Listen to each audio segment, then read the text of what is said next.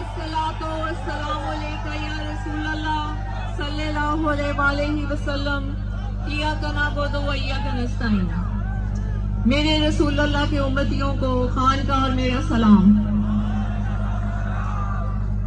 आज खान की एक कॉल पे पूरा पाकिस्तान यहाँ इकट्ठा है, ये गवाही दे रहा है कि वो बेगुनाह जेल काट रहे हैं।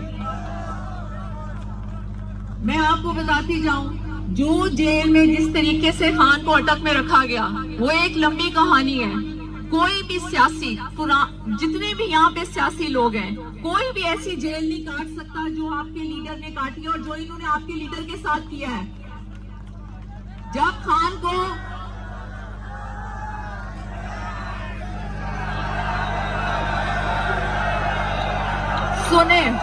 सुनिए, जब ये खान को अटक लेके गए, इन्होंने हमें एक हफ्ता मिलने नहीं दिया खान से। फिर हम जबरदस्ती खान पहुंचे।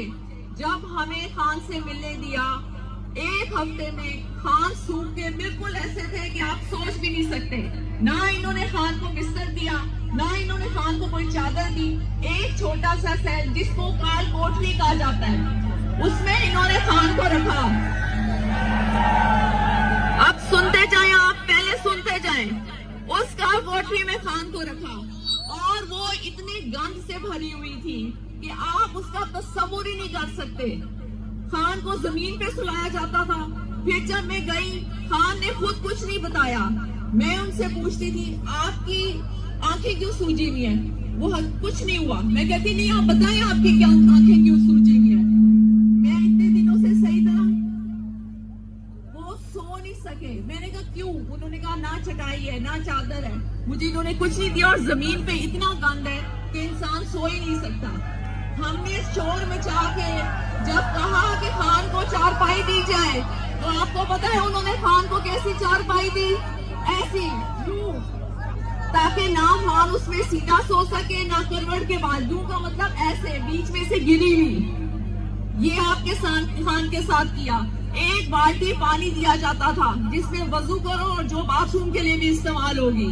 कितने महीने उनको शीशा नहीं दिया गया, ना वो शेव कर सके। और जब मैं उनसे मिली, उनका मुंह भी नहीं धुला हुआ था। वो 8 या 9वां दिन था। तो खान के साथ इन्होंने बहुत कुछ किया। अगर किसी और सियासी रहनुमा के साथ ये करते तो यकीन माने वो कब के हाथ खड़ा कर चुका था। खान ने एक बात कही कि मैं जिंदा हूँ अपने मुल्क के लिए, मैं मरूंगा अपने मुल्क के लिए, ताकि मेरा रब मुझसे पूछे तो मैं कहूँ कि जो मैं कर सकता था वो मैंने किया।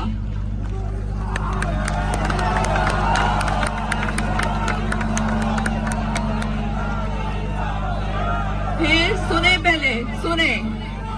सुने और अब अडयाला जेल में इन्होंने खान को अंधेरे में रखा। आप मुझे बताएं, एक्स प्राइम मिनिस्टर के साथ कौन ऐसे करता है? कोई और सियासी जमात का लीडर होता, वो डील करके कब तक अपने घर में बैठा होता। और खान सिर्फ आप लोगों की वजह से खड़ा है और खड़े रहेंगे। अब आप लोगों ने ये वादा करना है कि जब तक खान हमारे बीच में नहीं आ जाएंगे, आप डीचों को नहीं छोड़ेंगे। और ये मेरा आपसे वादा है कि मैं आखिरी औरत होंगी खान को लिए बगैर डी चौक से नहीं निकलूंगी। और अगर आपको कोई ये कहे कि बीवी छोड़ के चली गई है तो ये झूठ होगा।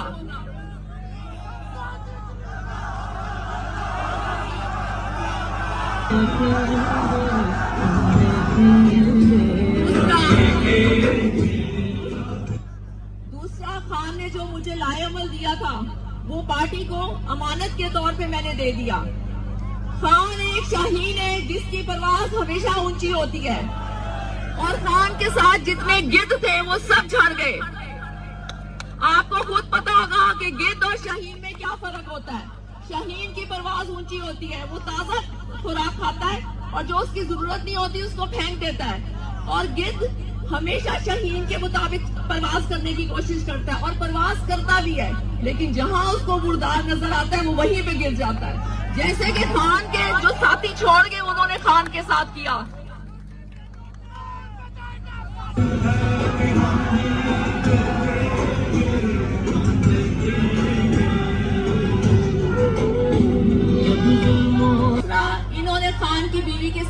کیا. یہ میں آپ کو حلفاً بتا رہی ہوں. انہوں نے مجھے کھانے میں ہارپک کھلائی. 20 دن تک میں بات نہیں کر سکتی تھی.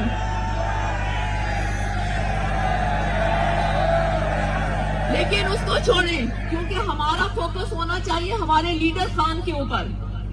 بس میں اسلام آباد اور پنڈی کے لوگوں سے یہ اپیل کرتی ہوں کہ آپ لوگ خدارا اپنے گھروں سے نکلیں. کب تک آپ لوگ چپ کر کے صرف ٹی وی پہ تماشا دیکھیں گے؟ انہوں نے ہمارے لیے سارے ٹی وی چینلز کو, ہوٹلز کو, راستے میں ہر چیز کو بند کر دیا.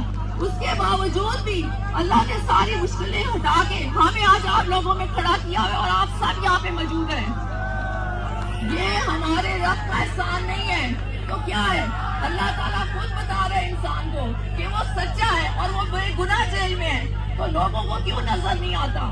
خان نے تو ہمیشہ کہا ہے کہ فوج بھی میری ہے اور یہ ملک بھی میرا ہے. پھر لڑائی کس چیز کی؟